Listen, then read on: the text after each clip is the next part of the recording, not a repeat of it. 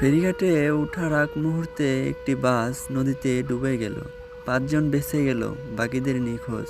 সকাল থেকেই ফেরিঘাটে ভিড়। একটি ভাড়া বাস ধীরে ধীরে ফেরিতে উঠছিল। হঠাৎ চাকা স্লিপ করলো। মুহূর্তের মধ্যে পুরো বাস নদীতে ডুবে গেল। ৪০ থেকে ৫০ জন যাত্রী ছিল। পানির গভীরতা প্রায় ৬০ ফিট। কেউ চিৎকার করছে, কেউ হড়বড় করে বাঁচার চেষ্টা করছে। ৫ জন মানুষ হালকা জানে বেঁচে উঠল, কিন্তু বাকিদের কি হয়েছে এখনো কেউ নিশ্চিত নয়। মানুষগুলো হঠাৎ একেবারে পানির নিচে হারিয়ে গেল। এক মুহূর্তের ভুল আর অনেক পরিবার আজ কাঁদছে। সেই নদীর গভীরে কতজনের শেষ চিহ্ন আর পাওয়া যাবে না। এক মুহূর্তের ভুল আর অনেক পরিবার আজ কাঁদছে।